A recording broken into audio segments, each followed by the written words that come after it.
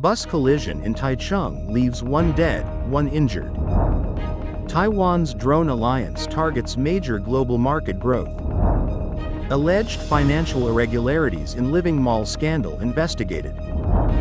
Indo-Pacific leaders expand maritime security cooperation. New Zealand pilot freed after 19 months of captivity in Indonesia. Former Harrods boss accused of sexual abuse. Record rain causes flooding in Japan. MrBeast faces a 54-page lawsuit.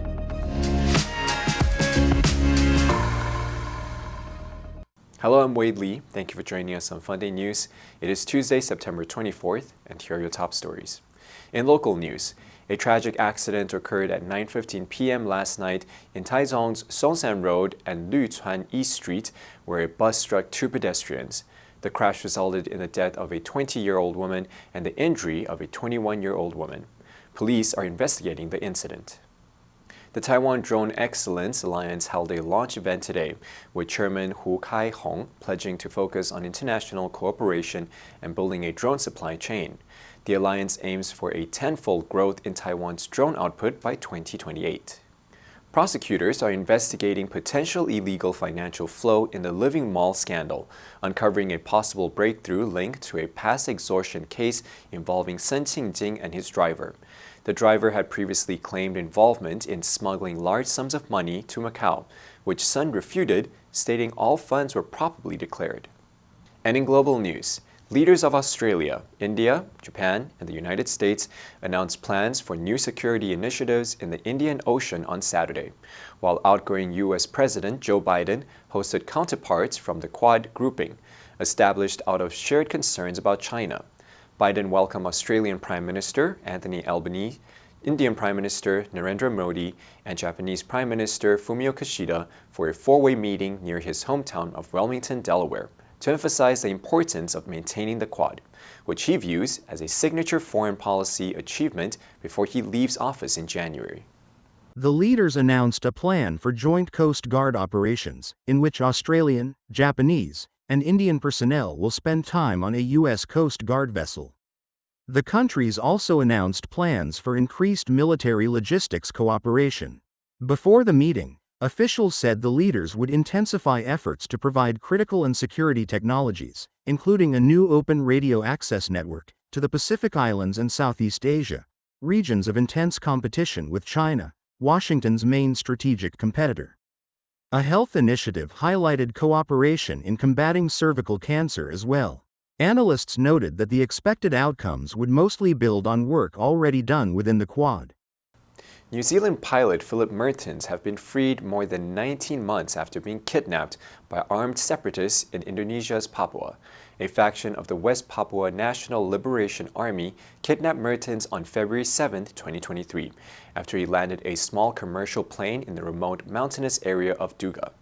Indonesian President Joko Widodo said, "Through the long process of negotiation, with patience not to do it repressively, our priority has been the safety of the pilot through this long process."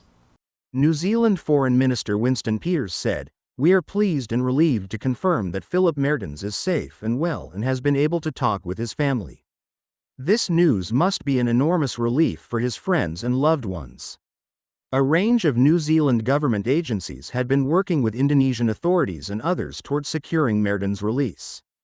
Indonesian Brigadier General Faisal Ramadhani said, "We are prioritizing an approach through religious leaders, church leaders, traditional leaders, and Igenis Kogoya's close family to minimize casualties and ensure the pilot's safety."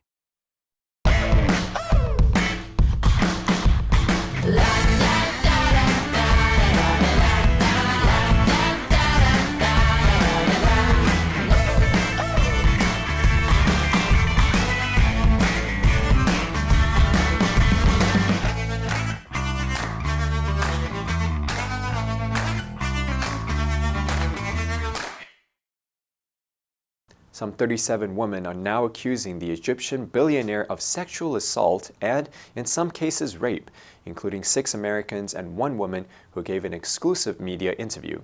Al Fayed, the former owner of London's luxury department store Harrods, died in 2023 at the age of 94. However, the women have spoken out this week as part of a documentary and podcast investigation, Al-Fayed, Predator at Harrods. The reports include allegations from numerous Harrods staffers, 5 of whom say they were raped by Al-Fayed. The store said it was utterly appalled by the allegations against its former owner. This is not the first time allegations have been levied against Al-Fayed. In 1995, a Vanity Fair article reported that the allegations included racial discrimination, bugging employees' phones, and enforcing HIV testing. This sparked a libel lawsuit by Al-Fayed, which he dropped 2 years later. However, many of Al-Fayed's accusers were only comfortable coming forward now, following his death last year. The attorneys representing the accusers said Friday that in the hours following the news conference, they had already received more than 200 additional allegations. Those claims still need to be vetted. 6 people have been killed and 10 others are missing after record rainfall caused floods and landslide in parts of Japan's Ishikiwa prefecture. The cities of Wajima and Suzu, which are still recovering from a deadly earthquake that devastated the area on January 1st, are among the hardest hit by the deluge. On Sunday, both cities saw twice the amount of rainfall they typically receive in September during an average year. Dozens of rivers burst their banks, cutting off roads and isolating more than 100 communities across the prefecture.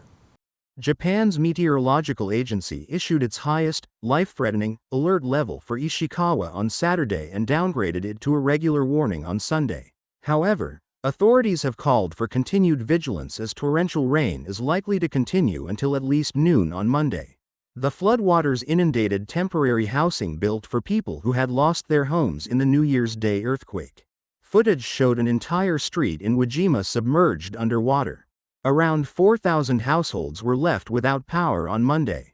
More than 40,000 residents across 4 cities in Ishikawa were advised to evacuate. Another 16,000 residents in the Niigata and Yamagata prefectures were also told to evacuate. 500 million fans, a multi-million-dollar personal fortune, and a global business empire, it would take a lot to dethrone YouTube's biggest influencer, Jimmy Donaldson, aka MrBeast. However, a 54-page court document could be his toughest test yet. 5 female contestants on the upcoming Prime Video show's Beast Games are launching legal actions against his production company, MrB 2024, and Amazon in Los Angeles.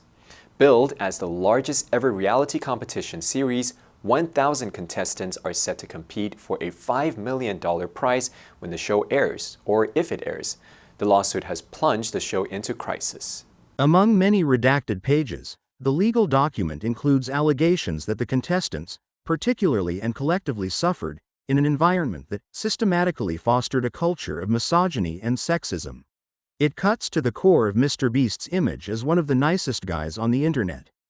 The document suggests that participants were underfed and overtired.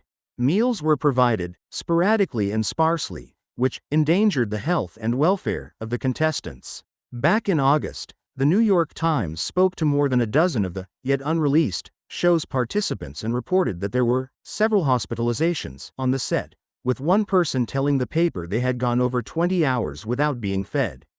The answer for yesterday was A, infrastructure. The city's aging infrastructure is in urgent need of repair. Did you answer correctly? Now let's delve into the news of New Zealand pilot free after 19 months of captivity in Indonesia. Number 1, repressively, 以压制. The government dealt with the protests repressively, limiting citizens' rights to speak freely. Number 2, enormous, 巨大的. The company experienced enormous growth after launching its new product line. Number 3, casualty, 伤害人数. The earthquake resulted in numerous casualties. Next, we have a multiple choice question for everyone to practice. Which answer would you choose? You can write your answer in the comments section. The correct answer will be announced tomorrow. And that's it for today's Funday News. Be sure to tune into Funday News from Monday to Friday and click the link below to join Funday for free. I'm Wei Li, your host. I'll see you next time.